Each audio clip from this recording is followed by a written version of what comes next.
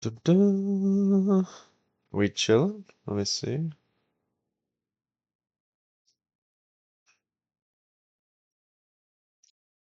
Hello. Okay. Yep, seems good. All right. Ooh. While we wait for people to potentially come in, I'll briefly go over what we're doing here. As you probably can tell from the title, we are going to continue our reading of House of Leaves. Specifically, I think we're on chapter 4. That or chapter 3. I don't remember if I ended chapter 3 or if I started chapter 3. I'm pretty sure I ended it. But yeah. So far in the book, we are following. Right now, we're in the thick of it, and what that means is that we are reading the manuscript that Zampano, or the old man, if that's not his name, but the old man that died. We're reading his book that he wrote. The book that he wrote is discussing or criticizing a documentary called The Navidson Record, and there's debate on whether or not this documentary is real for two reasons. Does it actually even exist? And the second is the documentary an actual documentary or is it a mockumentary? Which essentially means it's like pretending to be like an actual documentary, but in reality, it's like it's cinema, like it's fake. It's a film, like a movie that you go to see, with the documentary being the framing device, which essentially just means how you tell the story. So in this case, it's a movie that's trying to tell its story through the illusion that it's actually a documentary. Um, Throughout the book, there is many footnotes, and those footnotes are how we get more information about our main narrator. I don't know if you can argue if he's the main narrator or not. He's the first character we met that narrated the foreword of the book, and he found Zampano's writings, and kind of collected them into this book. But on top of that, he sent them to editors. So sometimes the footnotes will be him, Johnny Truant, who's writing. Other times it's the editors, and most of the time it's the original footnotes that the original author Zampano wrote. I think that really covers everything in terms of like a broad recap. A little bit more specific details though, like the Navidson record, it's we've been told that it's a documentary trying to explore how to capture darkness as a subject, right, in film, in photography. So how do you capture darkness as a subject? There's some pretty heavy foreshadowing that there's a monster of some sort, or a creature, or some entity. There is also some evidence that the house that this is filming is like there's some spatial manipulation, something strange is going on with the way it works. Um, yeah. Right now, the documentary is following a character. I don't remember his full name, but his last name is Navidson, hence Navidson Record, and his family, them moving out to this countryside, to the house. Okay. So I'll go ahead and start reading. Okay, we didn't read chapter 3.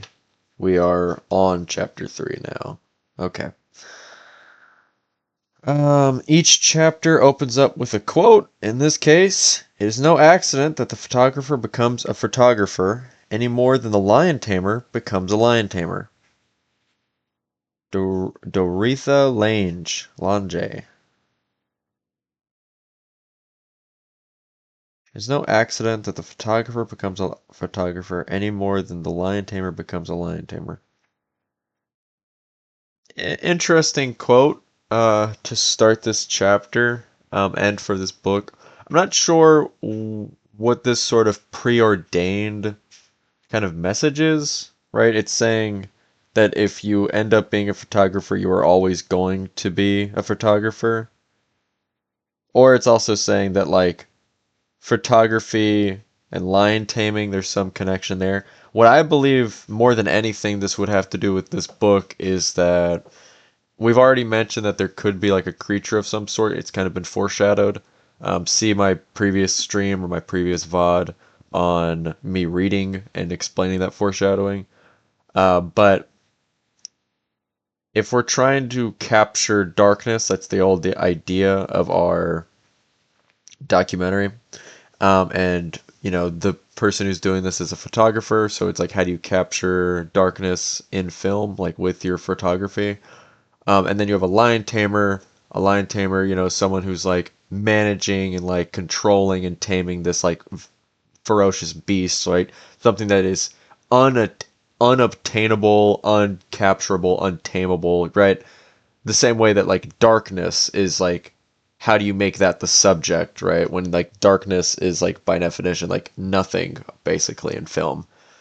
So I guess we're trying to say it's like both of these things, the photographer and the lion tamer, are doing what is considered like impossible in their respective fields in this situation.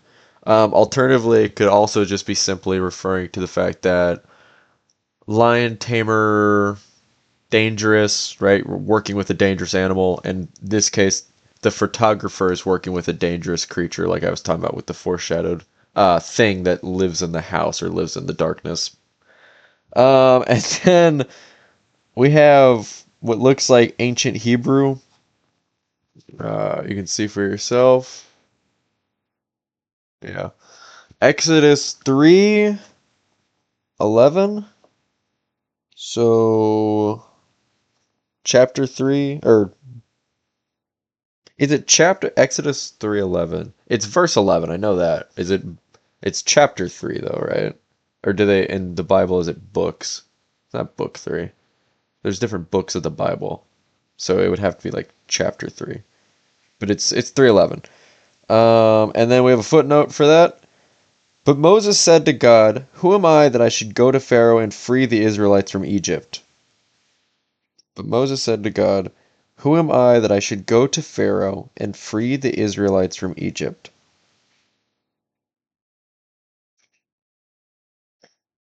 If I had to guess, also this footnote was done by the editors.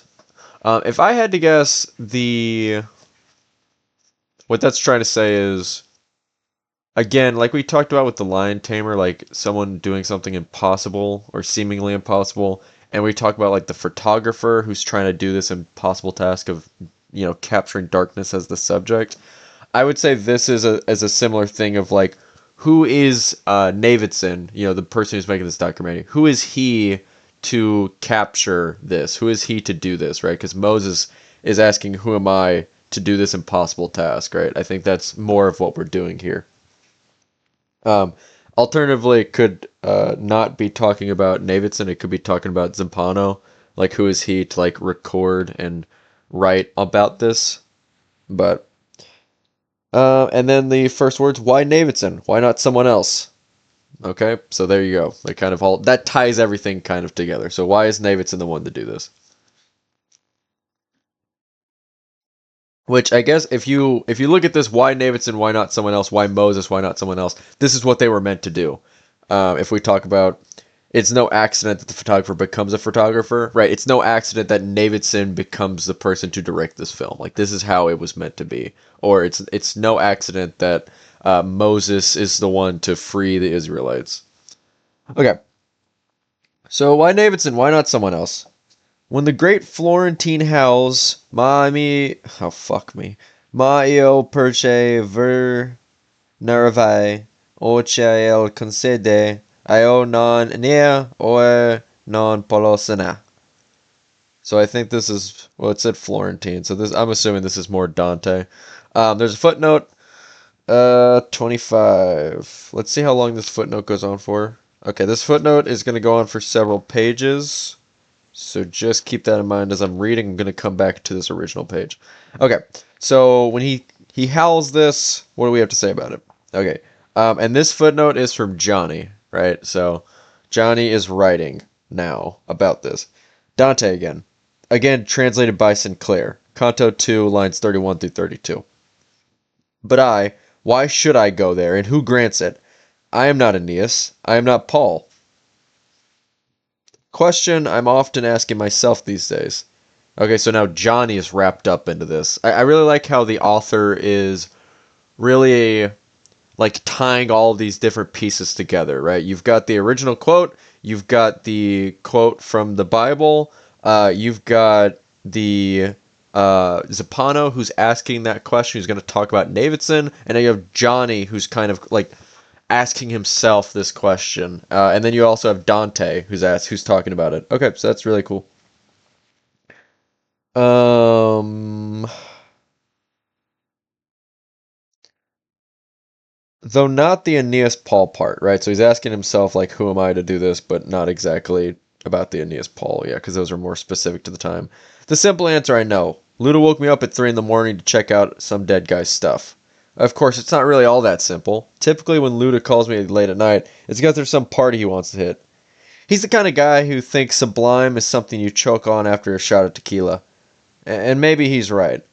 Not that this matters. Someone once told me Luda's real name is Harry. Maybe he did, though no one I know has ever called him that. Luda knows every bar, club, gatekeeper at every... Oh, and gatekeeper at every bar and club. Hollywood has always been Mother's milk to Luda. Mother's tongue, whatever. Unlike me, he never needs to translate, interpret, or learn in LA. He knows. He knows the drinks, he knows the drinks, the addresses, and most important of all, he can usually tell the difference between the women who are out to talk and those out to do something a little bit more interesting, which always interests Luda. Despite a nose that others have described as bee-battered, Luda's always surrounded by very attractive women, which is always pretty much the norm for hairstylists and photographers, especially if they're good, and Luda is that. Beautiful women are always drawn to men they think will keep them beautiful. During the past 2 years, he and I have spent a good deal of time wandering all over this odd city. We both thrive in the late hours. Appreciate its sad taste and never get in the way of each other's dreams, even though Luda just wants more money, better parties, and prettier girls, and I want something else. I'm not even sure what to call it anymore, except I know it feels roomy and it's drenched in sunlight and it's weightless, and I know it's not cheap. Let me reread that because I'm a little lost on what he's trying to say right now, and my mind was a little preoccupied. I was thinking about changing some settings real quick. So let me just reread that. Luda just wants, more material things, and I want something else. I'm not sure what to call it anymore, except that I know it feels roomy, it's drenched in sunlight, and it's weightless, and I know it's not cheap. Okay, I mean, this kind of seems like a more like he wants to, like, these are feelings that he wants, like, this is what he wants to, like, have life feel like. He knows it's not cheap because, like, attaining this lifestyle is going to be hard. It's going to cost something. It's weightless, right? He doesn't want to be burdened by things. He knows it feels roomy and it's drenched in sunlight, right? So it feels roomy. He feels like he has space to express himself, space to grow. This contrasts heavily with what we've seen in Zappano's house. So that's fair. And it's doused in sunlight, right? It's full of bright lights, of, happiness, joy is often associated with sunlight, life, growth. So yeah, this is all, and again, total opposite of Zappano's house. So kind of what he wants is the opposite direction he's kind of heading, based off of his interaction with the texts and the later stuff. He follows all that up by saying, probably not even real. Who can guess why Luda and I have ended up friends?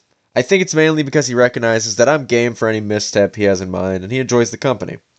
Of course, publicly, Luda likes to throw me plenty of props, invariably focusing on the disjointed life I've led.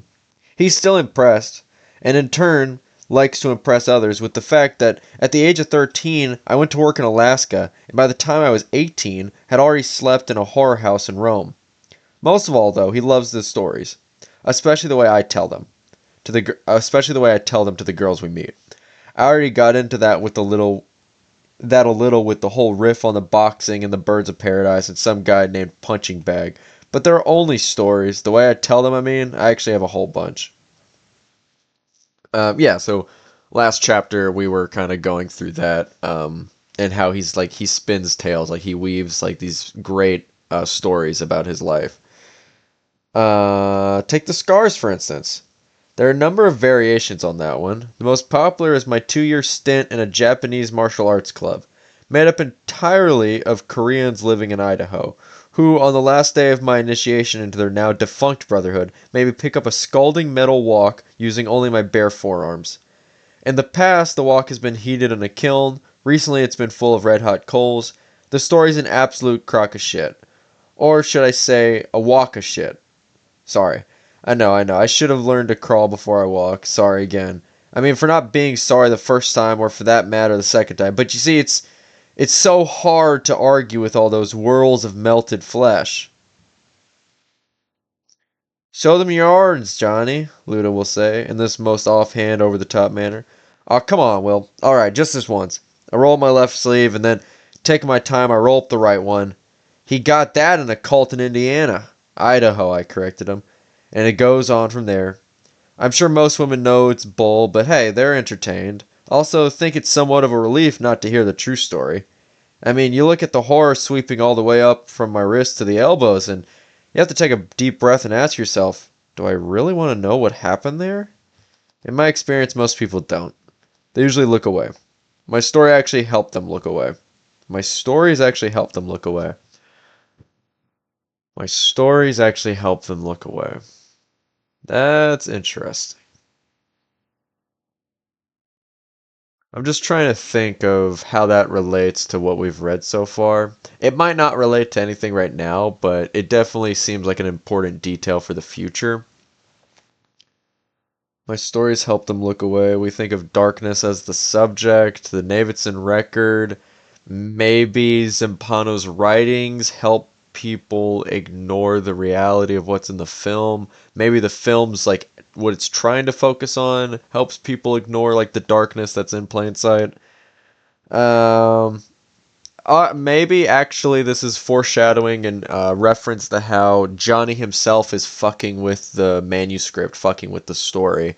He already mentioned once how he added details to um, the heater. He said it was a water heater when in reality it was a heater in the original book. He's been modifying the manuscript. So this could just be further reinforcement that Johnny is helping us as the reader not be affected or irreversibly harmed or like mentally twisted by what we're going to find in this book. He's going to try to help us keep our sanity or make it a little bit more engaging or a little bit more entertaining. That would be my interpretation of it. Maybe they even help me look away, right? So this could help with us understanding that he might be deluding himself, and maybe he deludes himself as he's. That's like one of the bigger reasons why he's like adjusting the story in the book that he's reading. But I guess that's nothing new. We all create stories to protect ourselves. Yeah. It's March now, late March. 3 months have gone by since Luda called me up that night. 3 months since I dragged away a black, unremarkable, paint-spattered trunk, which, as I quickly found out, was one of those old cedar-lined jobbers, built in Utica, New York. Special thanks to the CM Clap Company, complete with rusted latches, rotting leather handles, and a lifetime of digressions and disappointments. To date, I've counted over 200 rejection letters from various literary journals, publishing houses, even a few words of discouragement from the prominent professors in East Coast universities. No one wanted the old man's words except me. Okay.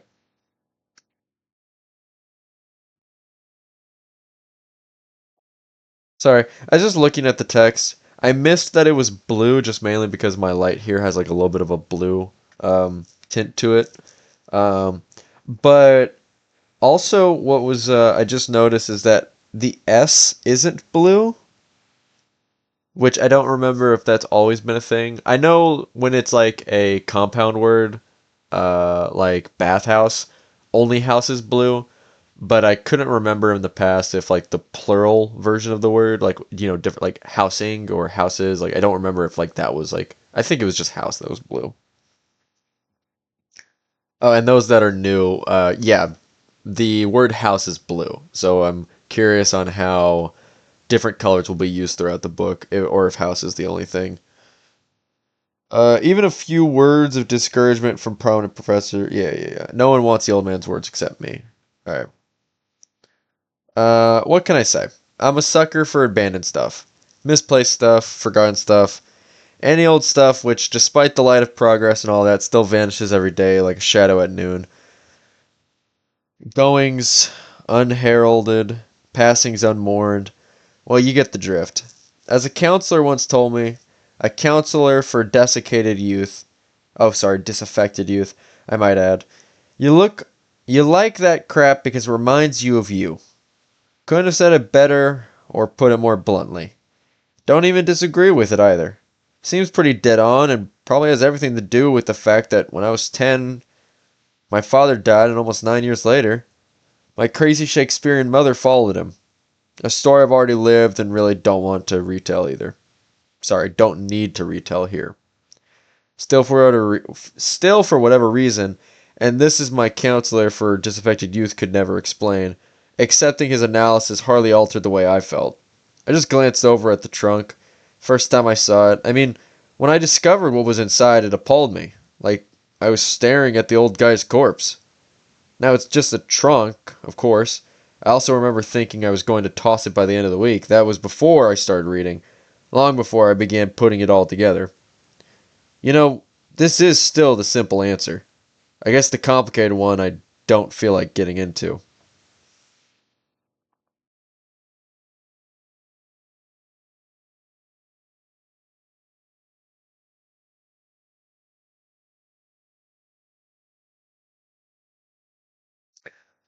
Um, I guess what he's talking about as the simple answer, because I kind of lost like what the answer was. I think what he's saying is the simple answer would be like putting it all back and tossing it. Um, so yeah, he holds on to it. And again, we see another parallel between Johnny and the old man with the fact that Johnny, as stated here, wants to hold on to things and objects because they remind him of him. And then we had the old man who like literally cloistered himself up to like make sure everything stayed inside, like all of his um, like body odors, like it was just like everything was hoarded there. He didn't want anything to escape, anything that he had, even like the air itself, right? Okay, so let's just recap on the page that we left originally. Oh wait, actually, let me just double check that we don't have another foot. Yeah, okay, okay. Yeah, the footnote is over. Back to the original page. Why Davidson? Why not someone else? When the great Florentine howls, right? He says that, and it's like talking about him not being sure of himself. Like, why should he be the one who goes into hell? Homer's rival calls him a coward and orders him to get moving because the powers above have taken a personal interest in his salvation. Okay. For Hell's cartographer, the answer is mildly satisfying. For Davidson, however, there is no answer at all. During exploration number 4, he even asks aloud, "How the fuck did I end up here?" The house responds with the resounding silence. No divine attention, not even an amorotic guide. I'm not sure what amorotic means, so let's find out. I'm guessing amorotic is like a subtle, maybe subtle guide is what they're trying to say.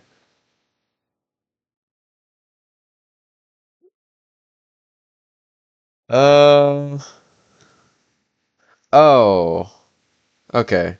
So, amorotic guide. Amorotic means like being affected by blindness. It's like a loss of sight. So in this case, an amorotic guide would be like a blind guide. Uh, man, I don't think Homer was blind.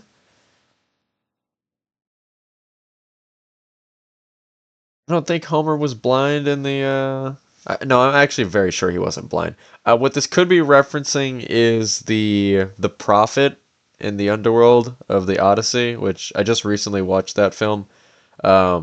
Man, I'm very tempted to go on a little rant about the Odyssey. How much longer do I have in this chapter?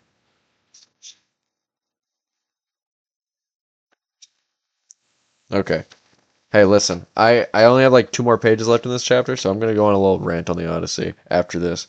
Okay, but real quick, this could be talk about fuck, is his name Timerius or something? Anyways, he's blind, so I'm assuming that's kind of what the reference here is. Um, Amorotic guide, a blind guide. Some have suggested that the horrors Davidson encountered in that house were merely manifestations of his own troubled psyche. Okay, Dr. Ibn Van Pullet in the book The Incident claims the entire house is a physical incarnation of Davidson's psychological pain. I have to wonder how things might have turned out if Will Davidson had, how shall we say, done a little bit of house cleaning. Footnote here. Regrettably, Pollitt's proclivity to pun and write jokes frequently detracts from his otherwise lucid analysis, The Incident. And that's the name of the book. Page 108. It's a remarkable example of brilliant scholarship and exemplary synthesis of research and thought. There's also some pretty good illustrations. Unfortunately, almost everything he concludes is wrong. So again, we didn't mention it now, but Zampano is blind, so the fact that they mentioned the illustrations here, maybe he read it before he got blind, but just interesting. While Pollitt is not alone in asserting that Davidson's psychology profoundly influenced the nature of those rooms and hallways, few believe it conjured up that place. The reason is simple. Davidson was not the first to live in the house and encounter its peril. As the Davidson's real estate agent, Alicia Rosenbaum, eventually revealed, the house on Ash Tree Lane has had more than a few occupants. Approximately, making sure I don't mess this up, 0.37 owners every year. Okay, so people are rapidly moving out of it. Most of whom were traumatized in some way. 0.37? What is that? If you have 12 owners in a year, that would be 1/12. So it'd be 0.06. Make sure I'm not messing that up. What? A third is 33, so a 6 would be 15, and then half of 15 would be like maybe 0.666, like a 7 repeating, or 0.7 something. So that's 0.06, so it's not that. So this is, what, 4 owners? 12 divided by 4 would be 3, so that would be...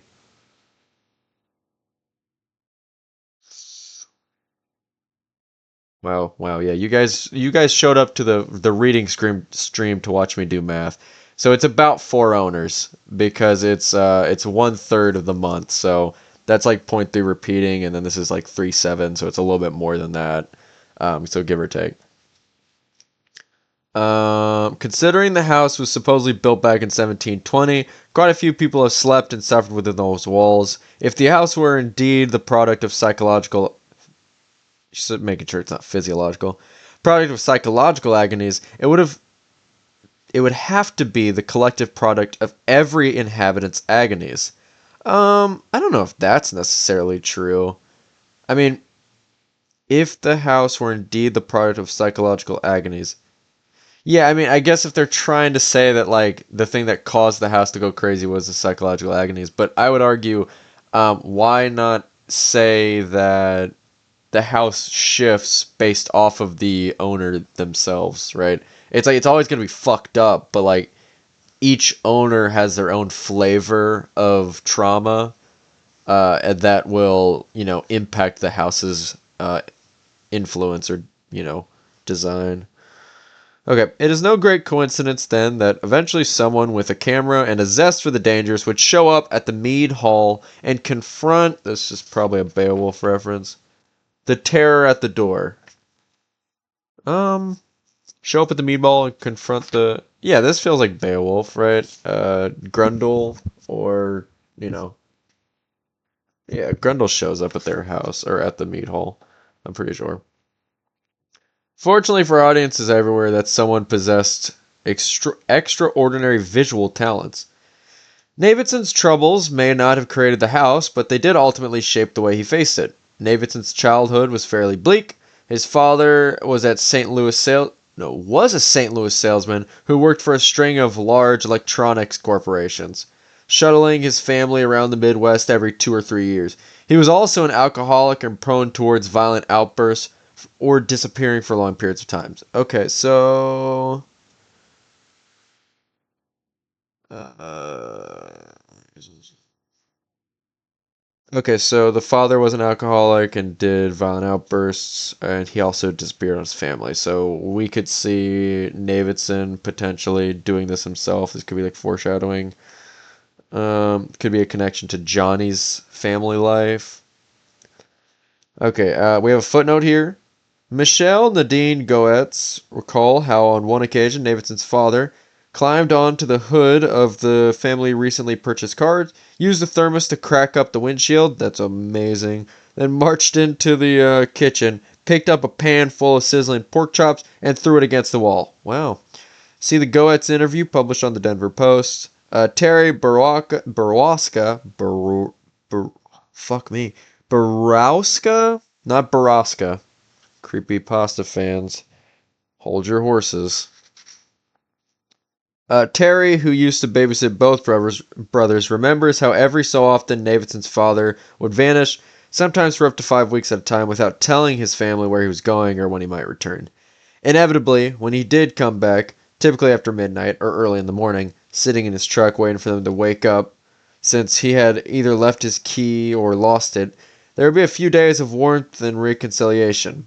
Eventually, though, Tony Davidson would return to his own moods and his own needs, forcing Will and Tom to realize they were better off just trying to keep clear of their father. See the interview posted in a dispatch or column 1. Okay. Um, Now back to the narrative.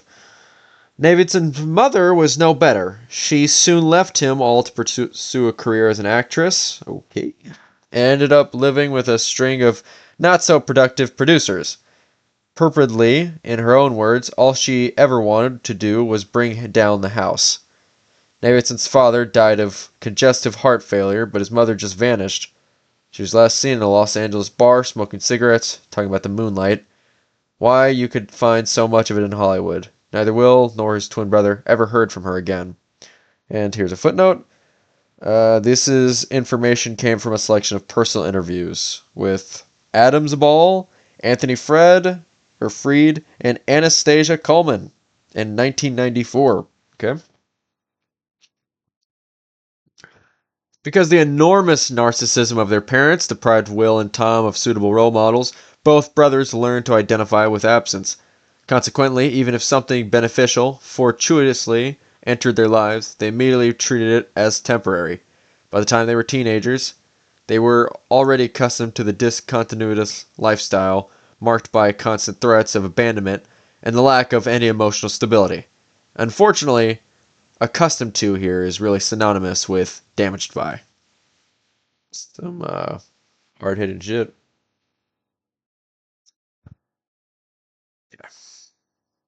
29. Rita Mistopoulos, MD. In her book Black Heart, Blue Heart. Oh, this is just a quote. Okay.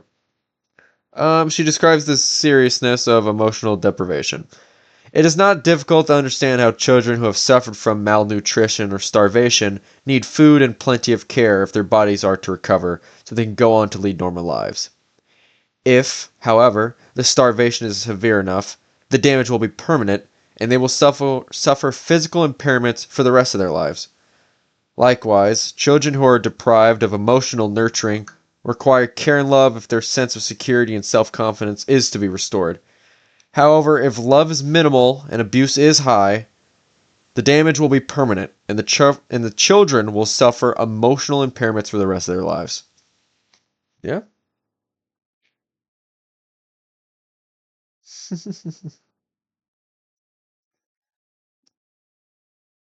Nevertheless, not even 10,000 photographs can secure a world, so while Davidson may have worked harder, taking greater risks and become increasingly more successful, he was ultimately misled in feeling that his labor could make up for the love he was deprived of as a child, and the ultimate sense of security such love bestows.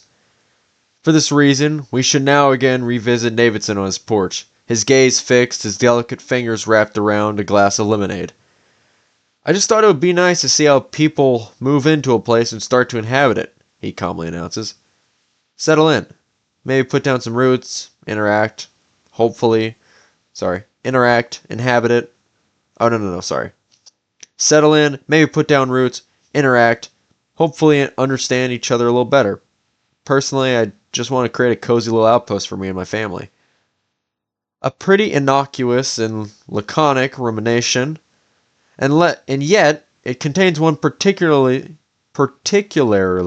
nettlesome word. By definition, outpost means a base, military or other, which while safe inside functions principally to provide protection from hostile forces found on the outside. This has always seemed a bizarre word to choose to describe a small house in the Virginia countryside. There's a footnote, I'll come back to it. But it does shed some light on why Davidson undertook this project in the first place. And now to the footnote. Keeler Ross, in the article Legal Zoning, does not wish to discount the possibility of irony.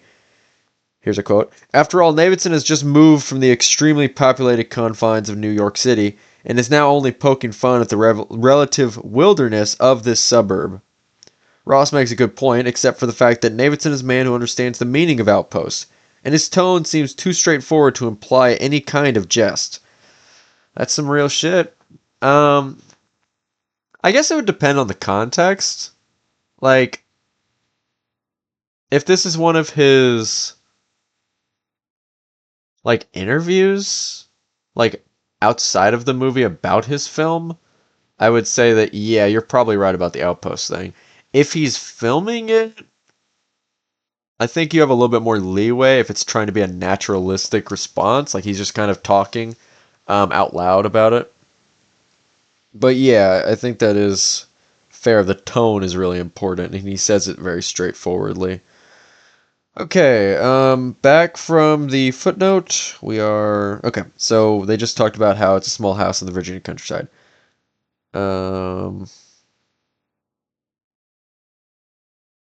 More than just snapping a few pictures and recording daily events with a few hiatus, Davidson wanted to use images to create an outpost set against the transience of the world.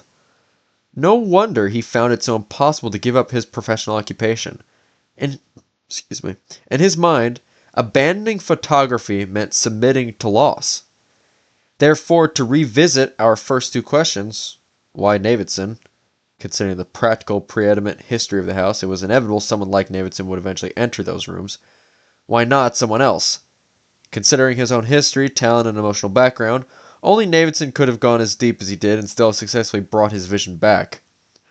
I guess another thing here is we have another connection between our three characters, between Johnny, Davidson, and Zappano, where Davidson doesn't want to lose things. He doesn't want to lose the memory of the world. He wants to capture things on photography. He wants to record them. Just like we have Zappano, who's like trying to capture everything in his house, doesn't want to lose anything. And we have Johnny, who holds on to objects, like he's holding on to this manuscript. He doesn't want to lose it because it reminds himself. Okay. Footnote: Zappano.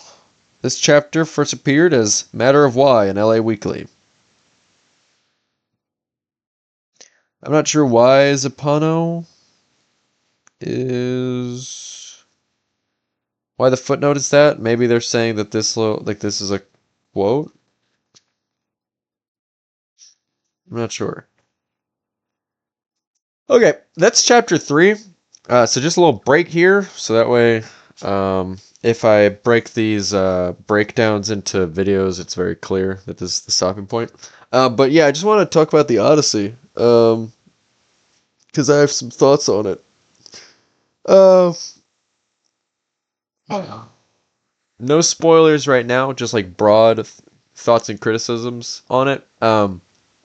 broad ideas, like things that I like, things that I don't like. Um, 1 out of 10, I'd give it like a 4. Yeah, I'd probably give it a 4. And then this is also my opinion without like having rewatched it. It's been like about half a week since I've seen it, so might misremember something, but I'm pretty sure like all my ideas are what they are. I don't if I if I'm not sure about something, I'll clarify that. Um, with the dialogue, I think there's some. I like the overall like script, not script. Sorry, I like the overall dialogue in terms of like there's some really like great quotes and stuff, and the acting is really good from the majority of the cast. Especially Penelope, I think Anne Hathaway really kills it and adds something to her character that's not entirely present in the books. Um, Telemachus does fine. The suitor guy, the main suitor guy, is also he's done a good job.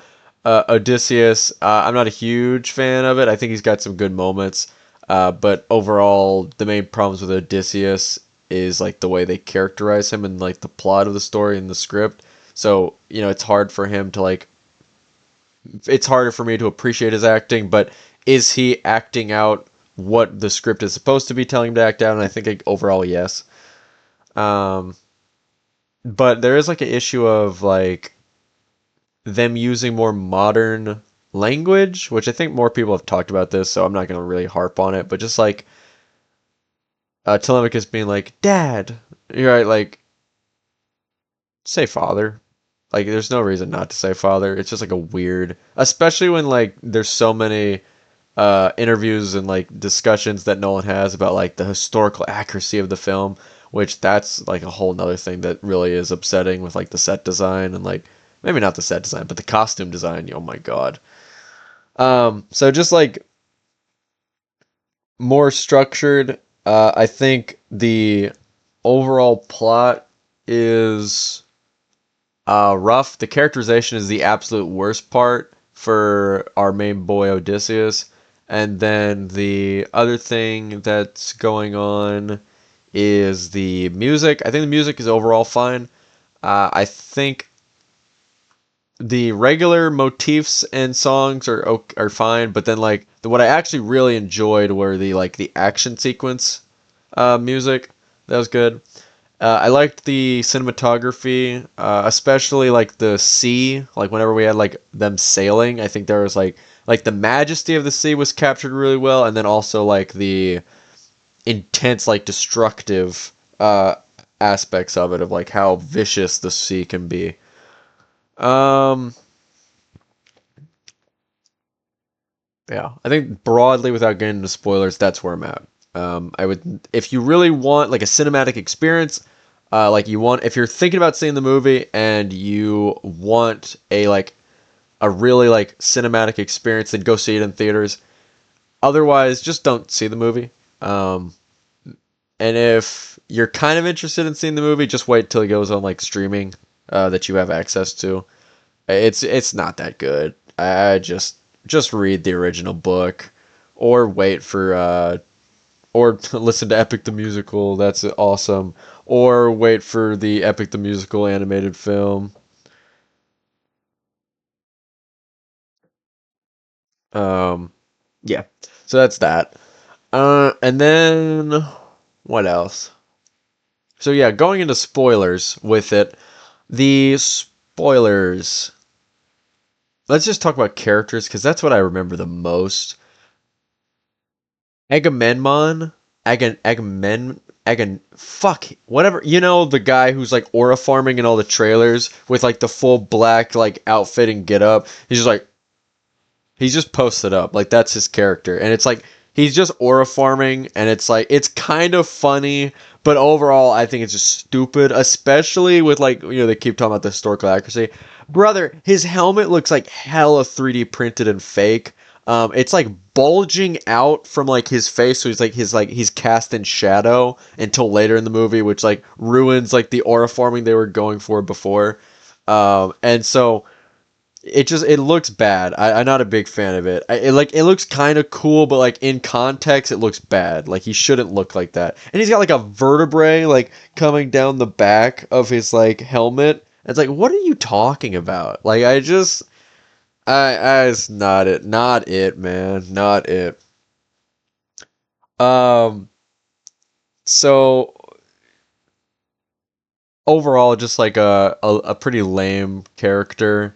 He kills his kid. That was metal as fuck. Uh, and then when he comes back in the underworld, when they are trying to find out a way to why do they go to the underworld again? I don't remember if the movie has a different reason, but they go to the underworld and they get some insight and advice on something. I feel like in the movie it's different than the original story. But they go to the underworld, and then Agamemnon, like, again, does like the thing that I think this movie is most guilty of, which is detracting from Odysseus as a character. Because Agamemnon's like, hey, I died when I came back home, Odysseus, so don't expect to be welcomed with open arms. You gotta fucking show up in disguise, or you gotta scout ahead, man. And then Odysseus is like, oh, it's a good idea. I guess I'll do that. And, and this is after talking with the other soldier that they left behind, who was like, "You kind of like avenge me, get the other suitor and stuff." And it's like, I don't know, it was fine. But then like they end it with like the unburied soldiers coming to fucking like kill Odysseus and the crew, and I'm like, really? Like, I kind of understand like vengeful shades, but like have the vengeful shades be like the people that Odysseus's crew killed. Especially when you think about like the theme of the movie being that like Odysseus's crew and like the Greeks and stuff, they were the sea men, they were the seamen, the people from the sea or whatever. If that's the case, like have the consequence be right there, not have Odysseus's own crew come to like kill him. Like I get they're upset they weren't buried properly, but he like clearly I don't know how much knowledge they have about the world around them in the underworld. Like that's kind of an issue of like world building. I think it's just that they have the memories of when they were alive. But I figure that they should know that Odysseus is planning to like right their wrongs. I don't know. They died for Odysseus, for the crew, most of them at least. So I don't see why they would be willing to like execute him. Like they understood the circumstances. Like brother's not gonna be able to do burial rites with the fucking Cyclops. I'm sorry. Um, so there's that, and that's kind of Agamemnon's thing. Odysseus, they let him do the Cyclops thing with the fur and the hiding with the sheep. Good job.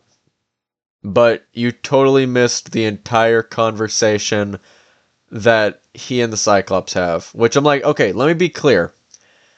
Because the just because the movie just because the movie does not use the source material does not mean it's bad. All right, you're adapting something does not mean you have to use what you're adapting. Right? The whole point is that we're going from one medium to another, right?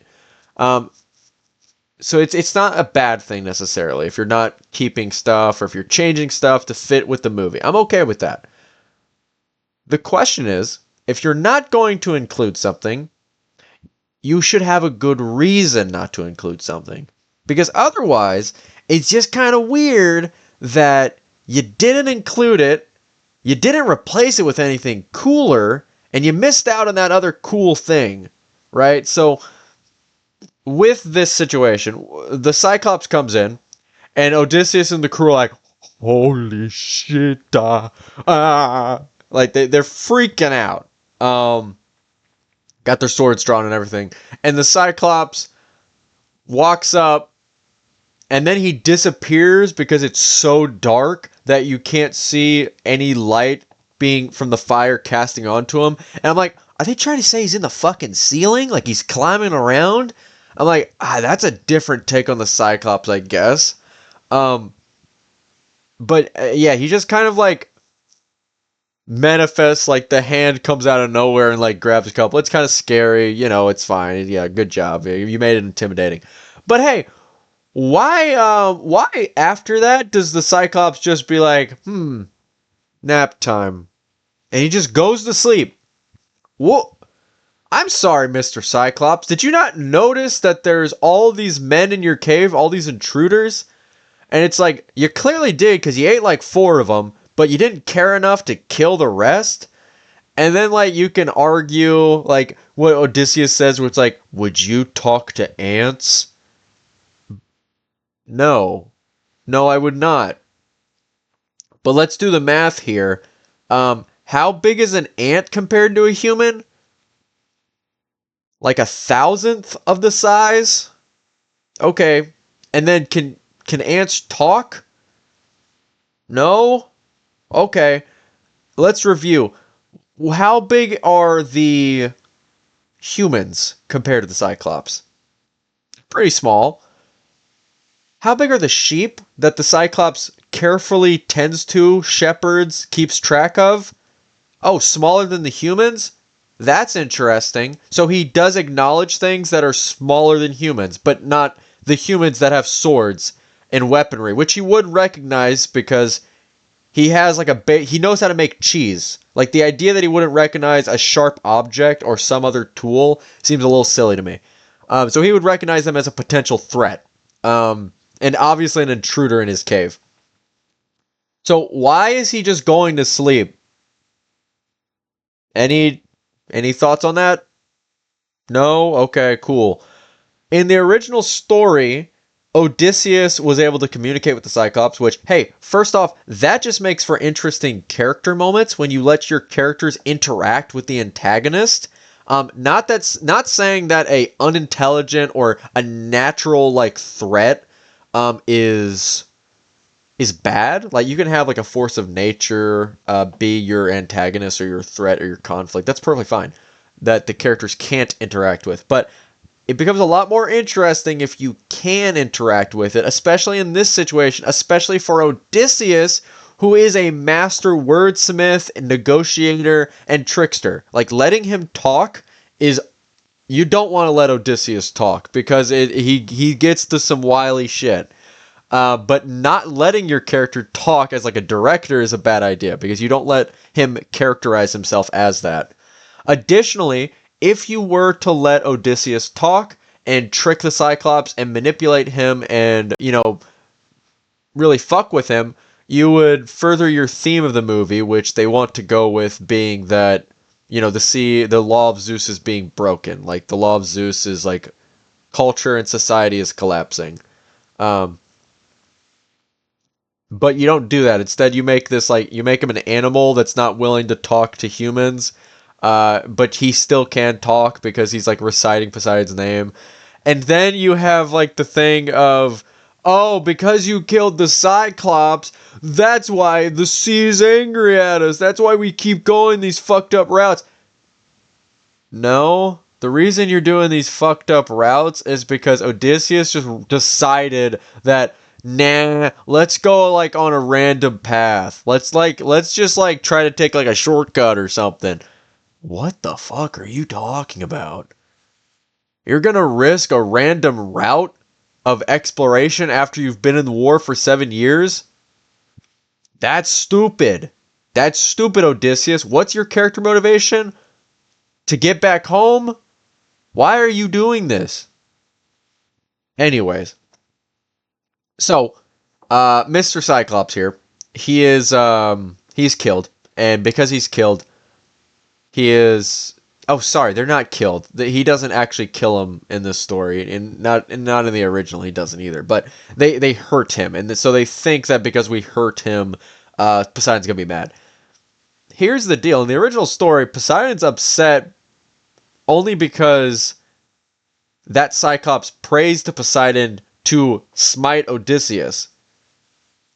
Odysseus specifically. Because Odysseus tells the Cyclops his name.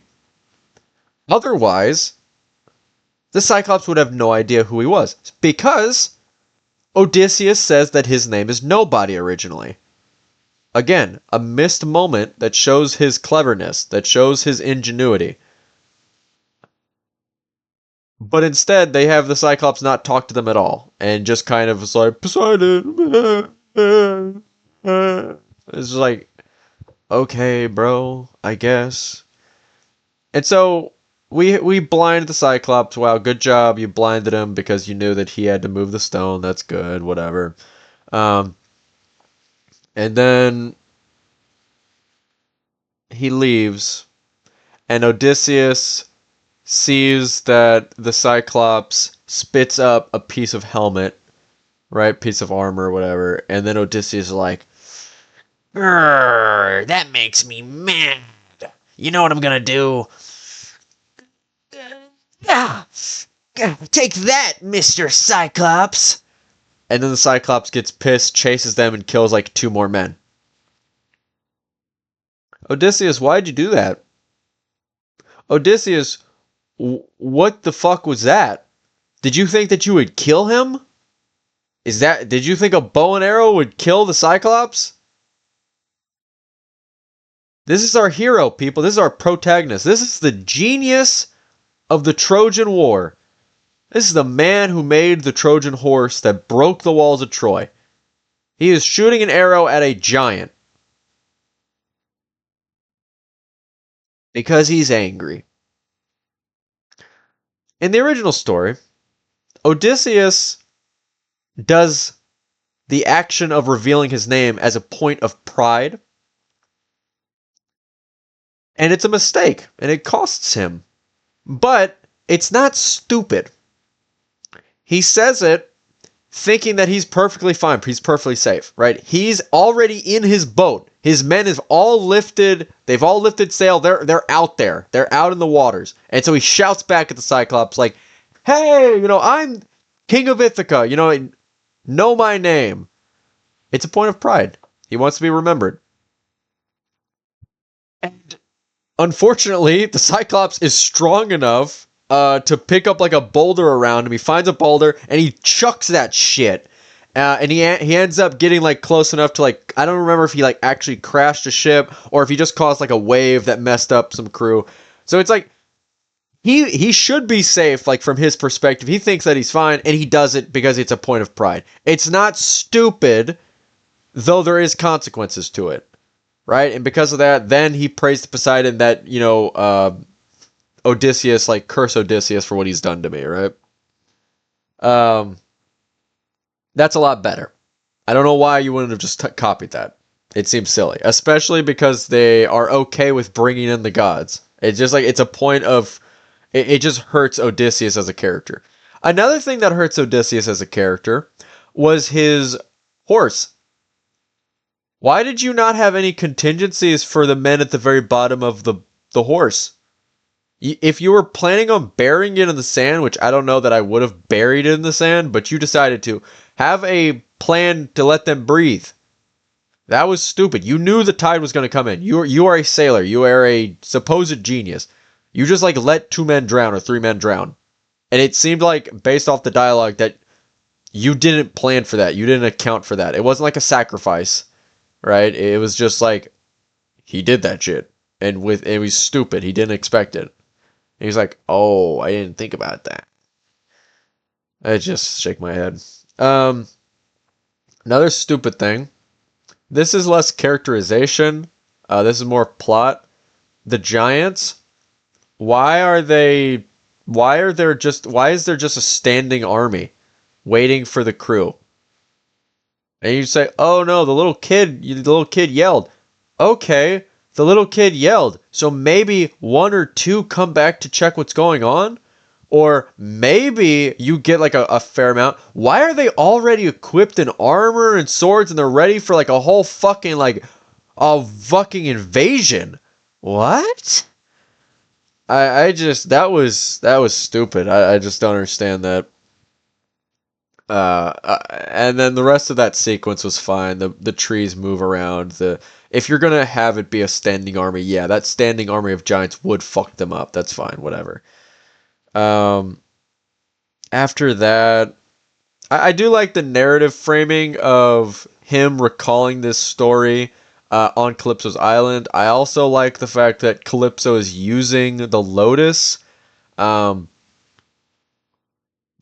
I've seen that like Odysseus would know that the lotus is bad and wouldn't eat it originally, but the whole thing is that like she does it while he's unconscious, and so then he already grows in like an addiction to it.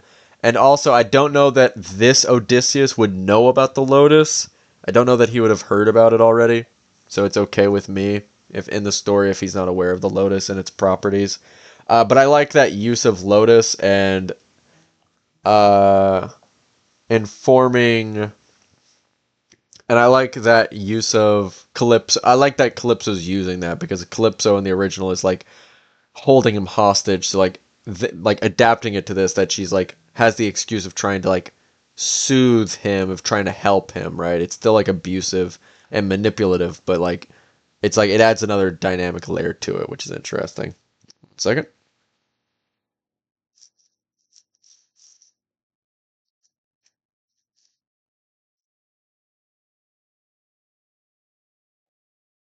got a text.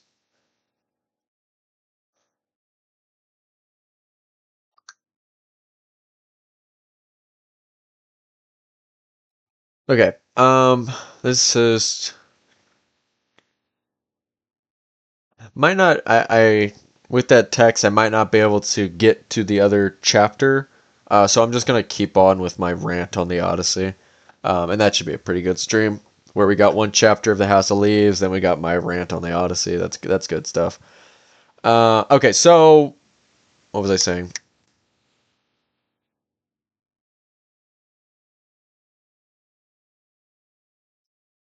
Continuing with the Odyssey trip and Odysseus being pretty cringe.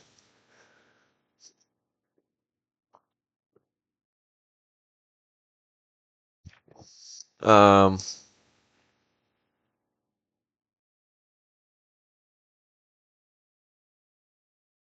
what was I saying? Please, someone, someone in chat. There's no one in chat. It's just a bot. What was I saying? We were talking about Odysseus. Talking about Calypso. All right, so we already talked about Calypso. Yeah, I'm okay with Calypso. I think Calypso was a good part of this movie, and the use of the Lotus. Okay, so I'm just gonna go through the trip and how Odysseus is kind of annoying in that. Okay, I think it's Circe next. They go to Circe.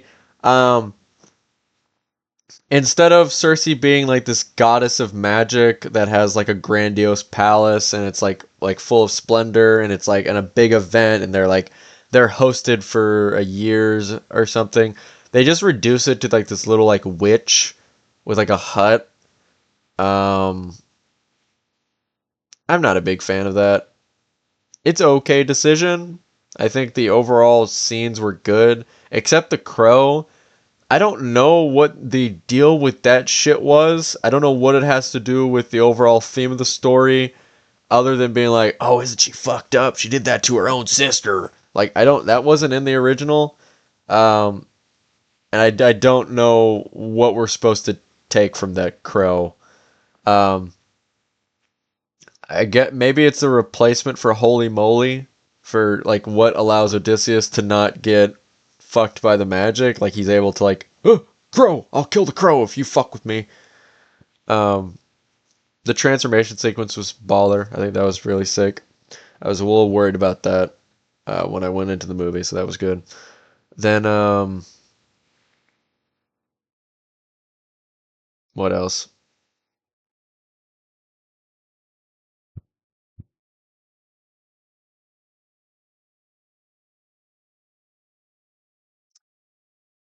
Odysseus, the way he found out about the transformations and stuff, that was good. I don't like that his crew is already like fuck you right now. that he's like that's why he's sent back. It's like Jesus, like we've had like two encounters and they're already like saying stay on the boat, old man. I wish I would have preferred if it was like how the original did it, where it's like, hey, we're this is the landing party, we're gonna scout ahead, and it's like, yeah, that's fine, that's your job. Instead, it's like, sit down, old man, you don't have to stick with us. It's like, okay, man, you're already this like against him, whatever. Um, anything else about that? Yeah, I mean, Odysseus is clever with his like spotting the rings out. I think that's good.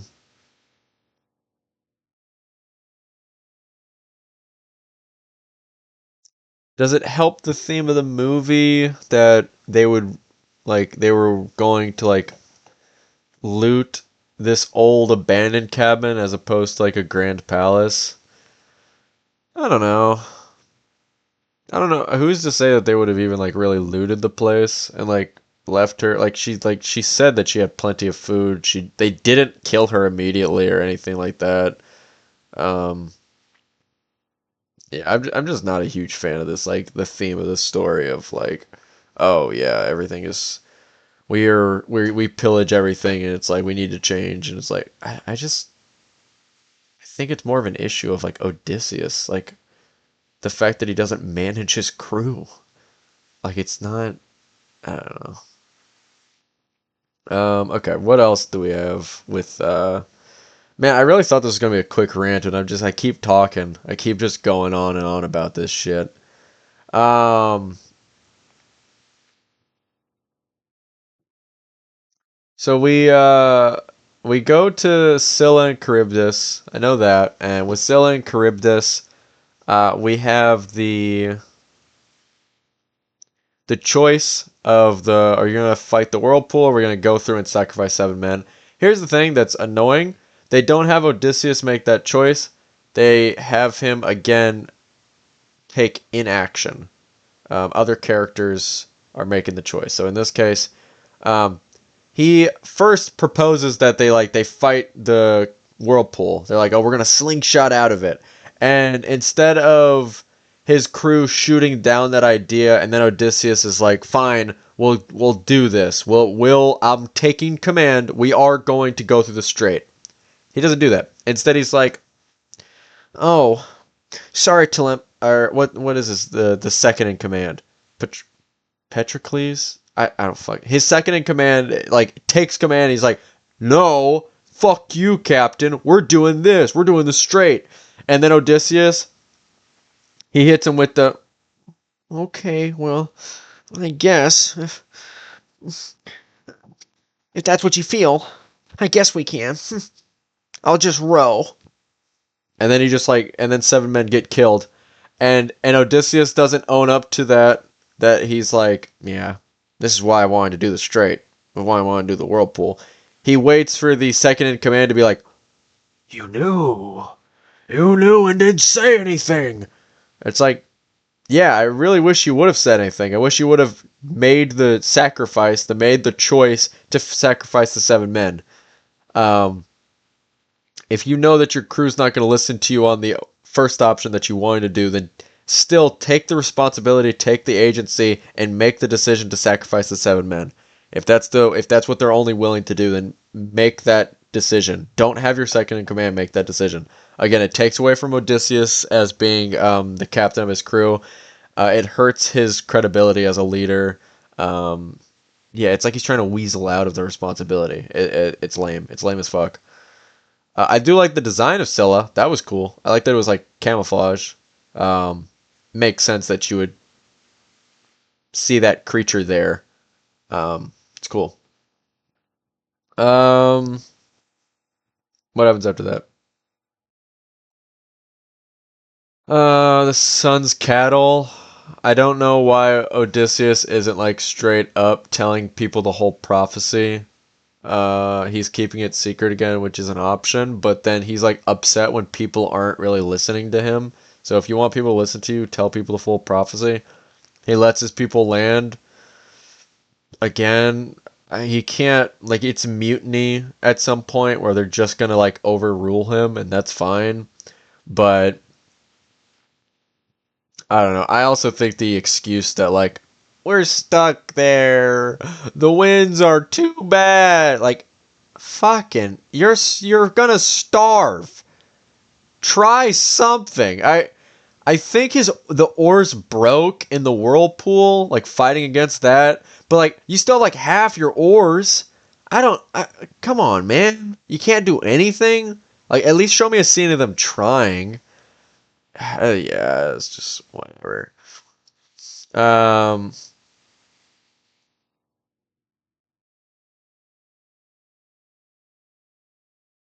yeah, that's all I have to say about that. And then Odysseus like getting home.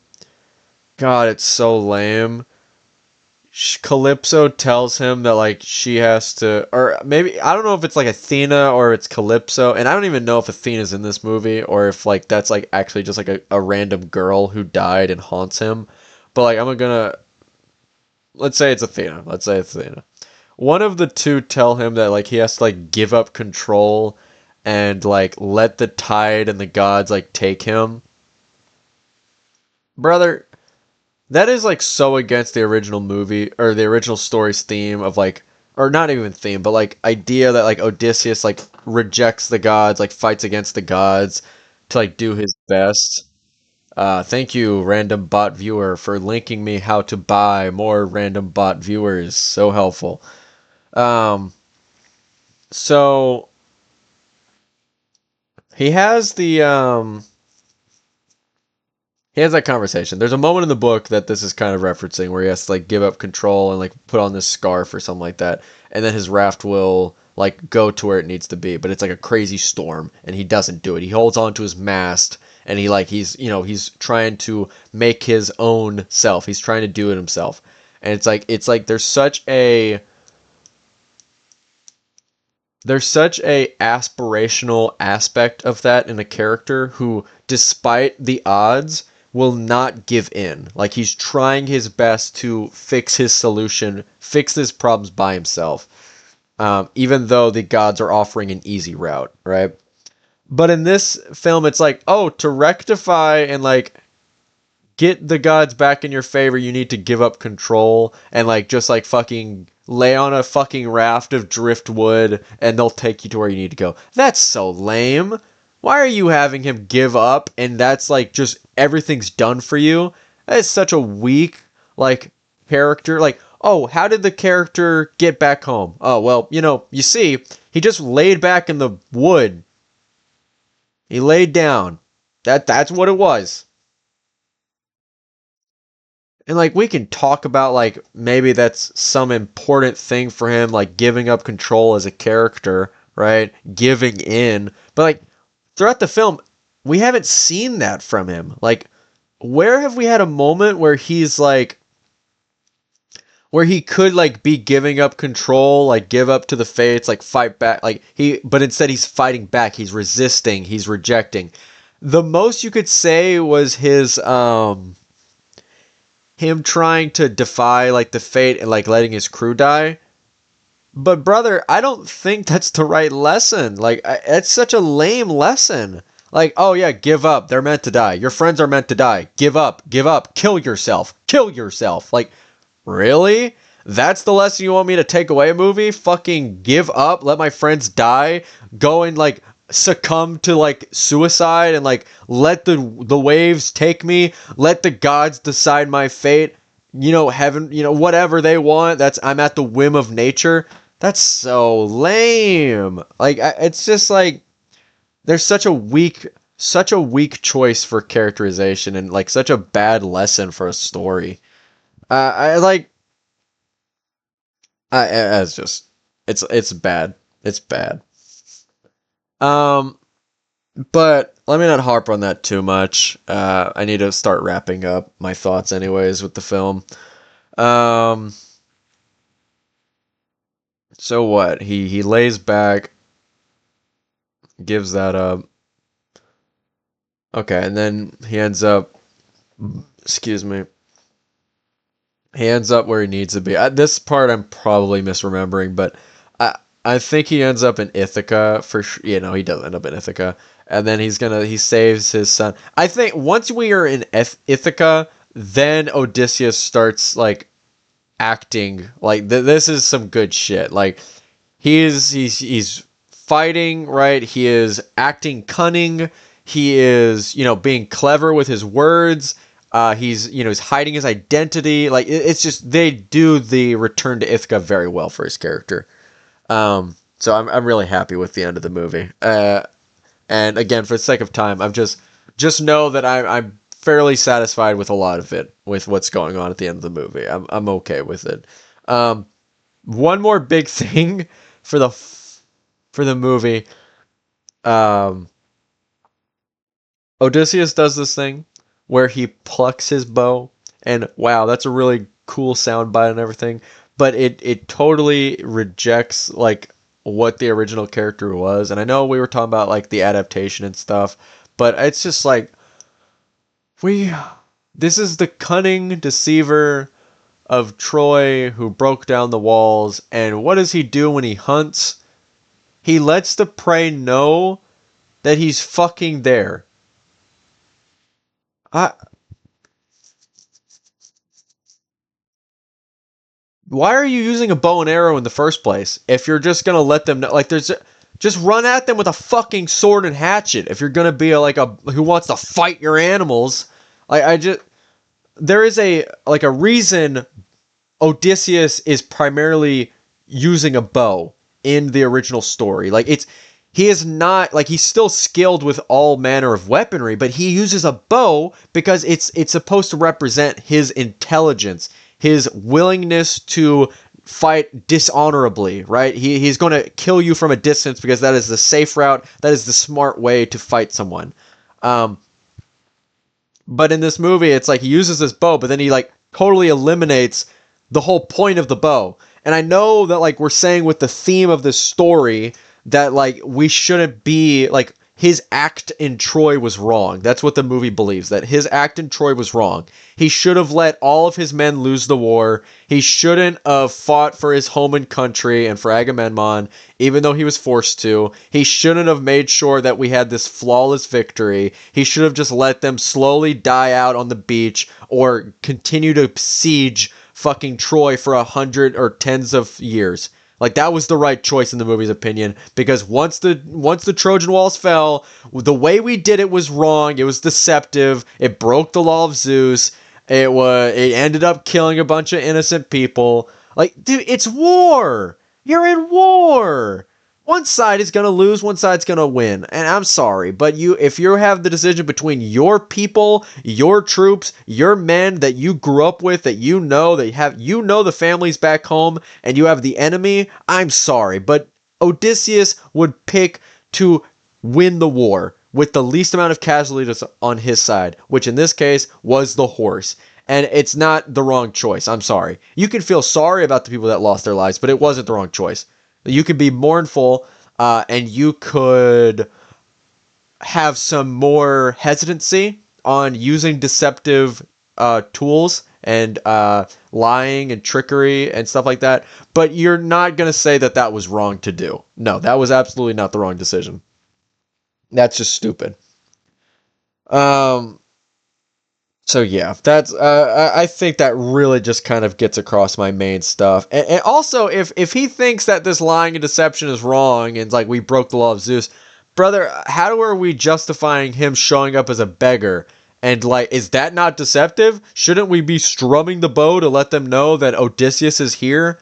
Like, it's just like having your cake and eat it too. It's just going.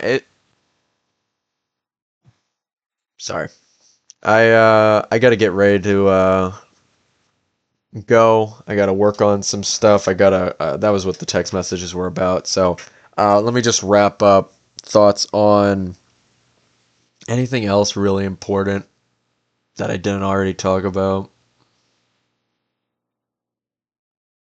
I think I got the highlights. Again, Penelope Anne Hathaway does a great job. I love her, like the conviction she shows to Odysseus, like her like being the loneliness and isolation of like being a ruler but without having any like real political power because she's a woman but sitting at the throne alone. And her arguments with Telemachus, I thought those were good. Yeah, Telemachus is fine. The fact that he couldn't 1v1 a fucking servant is embarrassing. Like it was manufactured tension. You can't have Telemachus be training since he was a boy with the old man, with the mentor, in hand-to-hand combat, and then have a servant be able to fucking like hold his own and beat like rock Telemachus' shit. Like if you had anyone else in that room, like another suitor, perfectly fine. Why is the random servant guy like holding up like boxing? Like seriously, it's silly. Um, yeah. This is what I think of the movie. Honestly, just characterization is so bad. I honestly probably like talking about it, like how frustrating that shit is. I probably bring it down to a 3. Like this is it's so rough. Oh, the sirens was good. I liked the description of the sirens and the depiction of that. I don't know what triggered Asian man to pull out his earwax. I guess he saw one and was just like, oh, humana, humana, humana. But like, yeah, I liked Odysseus's like crying and like his description of it, his little monologue on what the siren song was. Okay, here we go. That is. One quick thing. How did the fucking rumor of the men of the sea or the people of the sea, how did it spread as fast as it fucking did? What are you talking about? Because like Odysseus's men land on an island and like immediately they're like, "Are you the people of the sea?" And then Ithaca is talking about, "Are you the people of the sea?"